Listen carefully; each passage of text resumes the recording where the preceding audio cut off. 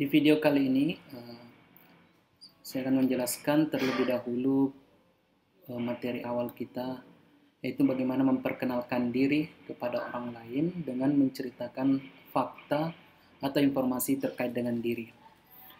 Di sini tujuannya apa? Kita ingin memperkenalkan diri kepada orang lain itu untuk memberikan informasi sehingga orang lain lebih mengenal kita.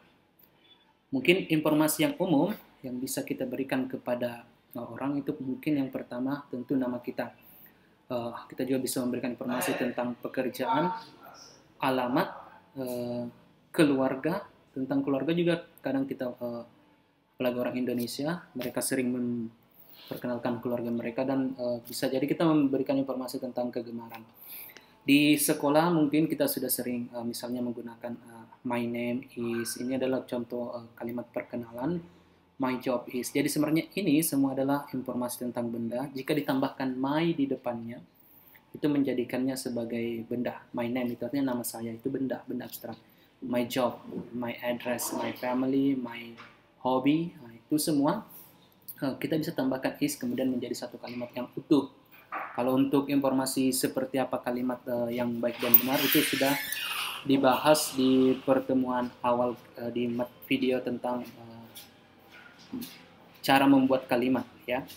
Nah, di sini secara umum kita bisa menggunakan dua cara. Yang pertama, kita menjelaskan nama, siapa nama kita, kemudian apa pekerjaan kita, di mana alamat kita, apa hobi kita. Ini yang umum bisa kita ikuti dengan penjelasan. Artinya, karena informasi yang kita berikan ini bukan bersifat pekerjaan, maka yang kita gunakan adalah to be. Nah, informasinya ini adalah posisi dan kondisi. Dan juga ada profesi seperti ini. Selanjutnya, kita juga bisa menggunakan cara lain. Contoh, my name is Mr. Ismail. You can also say, I am Mr. Ismail. I am a lecturer. Nah, kalau misalnya pakai ini, itu benar, ini juga benar. Jadi ada dua versi. Seperti ketika memberikan informasi tentang alamat, my address is, itu bisa langsung diikuti oleh alamat. Tapi umumnya kita juga bisa mengatakan saya tinggal, I live at Jalan Menara 4 Palopo. Jadi ini bisa pakai at di sini kalau itu jelas ada nomornya, ya. Misalnya Jalan Menara nomor 4. Tapi kalau hanya nama kotanya itu kita pakai in saja. I live in Palopo. Kemudian misalnya my hobby is, ini tetap karena ini sudah umum.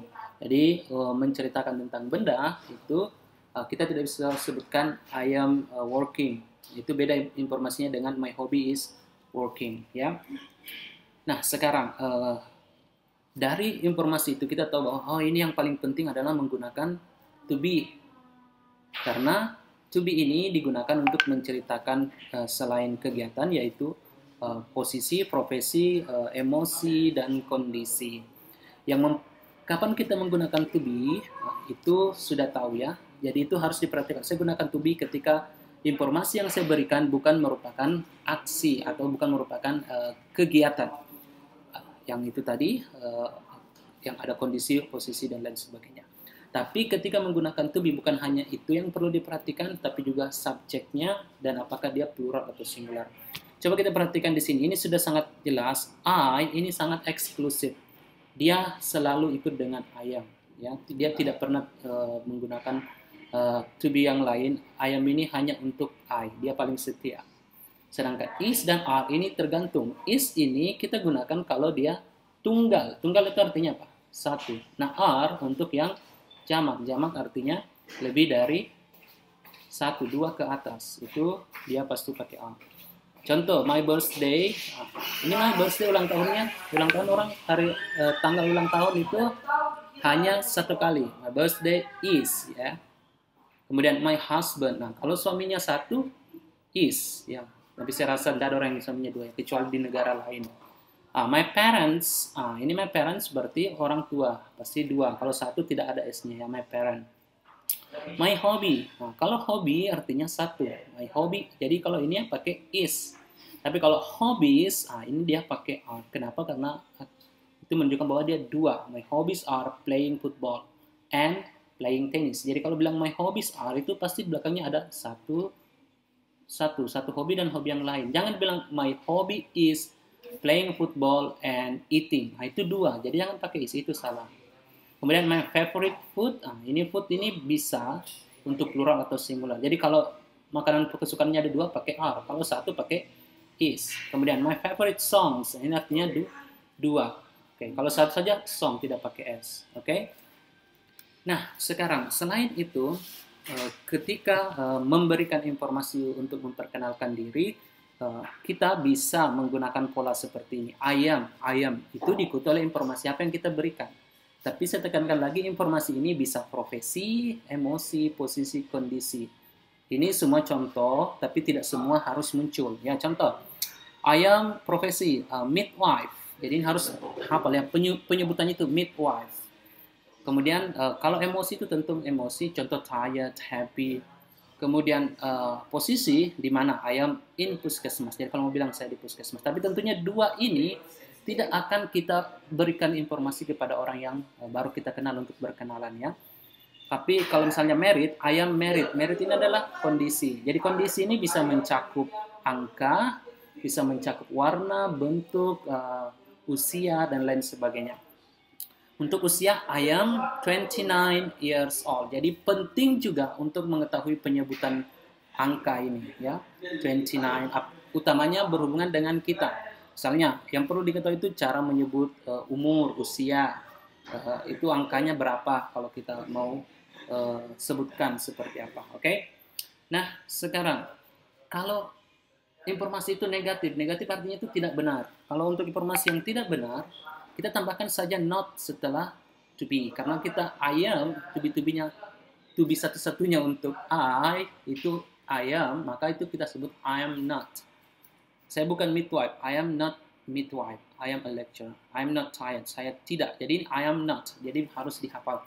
Saya tidak lelah, I am not tired. Saya tidak di puskesmas, I am not in puskesmas. Saya belum menikah, I am not married. Jadi belum dan tidak dalam bahasa Inggris itu ditandai dengan kata not. Oke. Saya tidak berusia 29 tahun. I am not 29 years old. Atau saya belum berusia 29 tahun. I am not 29 years old. Oke, sangat sederhana ya. Nah, sekarang ketika kita memberikan informasi, ada kalanya kita tidak menggunakan to be. Kalau kita ingin menceritakan tentang fakta terkait sesuatu yang permanen. Permanen di sini yaitu benar adanya seperti anak. Kita punya anak. Jadi kita pakai kata have di sini. I have diikuti oleh benda. I have 2 children. Jadi have ini harus diikuti oleh benda. Contoh, I have car. I have 2 books. I have a motorcycle. Jadi diikuti oleh benda. Kemudian untuk life dan work, ini biasanya diikuti oleh keterangan tempat. Atau untuk perkenalan ya. Ini dalam konteks kita memperkenalkan diri. Contoh, I live in Palopo. I work in puskesmas, untuk keterangan tempat. Jadi ini menunjukkan lokasi. Oke, sampai di sini yang perlu dipahami sekarang adalah tidak selamanya kita menggunakan to be dan tidak selamanya kita hanya menggunakan kata kerja. Jadi tergantung informasi apa yang akan kita berikan. Sedikit tambahan, ini untuk ini belum dibahas. Ya, untuk yang negatif sama tadi, ini kan kalau positif, saya punya 2 anak. Kalau saya tidak punya 2 anak, maka kita tambahkan not juga. Tapi di sini kita butuh don't di depannya. Jadi do not atau dibaca don't kalau kita speakingnya. I don't have 2 children. I don't live in Palopo. I live in Polman. I don't work in puskesmas. I work in hospital. Jadi I don't ini diikuti oleh kata kerjanya. Oke.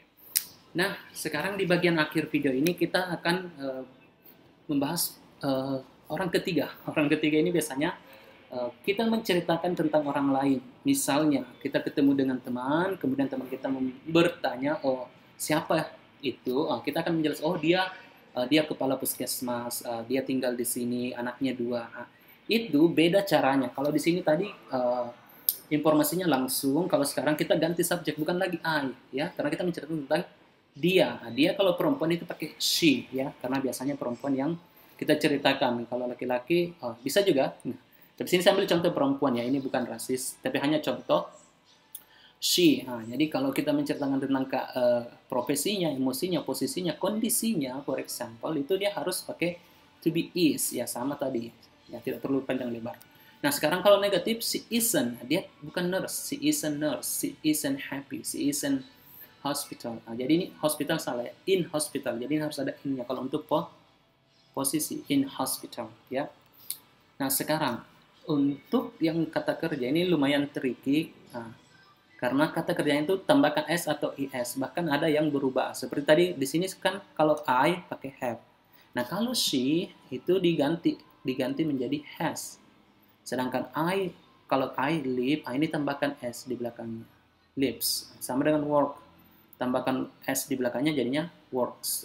Ini semua diikuti oleh seperti penjelasan tadi sudah tahu kata benda, keterangan tempat. Nah, kalau dia negatif, kalau tadi I ditambahkan apa di depannya? Don't. Ya, I don't. Tapi kalau negatif karena ada es-nya ini pindah ke depan ke sini, ya. Jadinya doesn't, ya. Oke, lebih lengkapnya di sini. Oke, di sini akhirat es-nya itu pindah ke sini. Nah, ada notnya juga. Jadi jadinya doesn't. Tapi di sini sudah kembali lagi. Tadi kan pakai have, ya pakai has. Sekarang kembali menjadi have. Tadi pakai lives, sekarang menjadi live. Works, sekarang menjadi work. Jadi she doesn't have 2 children. She doesn't live in Palopo. Oke, saya rasa itu saja untuk materi pengantar untuk diskusi kita di kelas Zoom nanti. Silakan siapkan pertanyaan dan juga informasi-informasi tentang dirinya. Dan kita akan latihan membuat informasi itu dalam perkenalan diri. Oke, sampai di sini video kali ini. Sampai jumpa di video selanjutnya.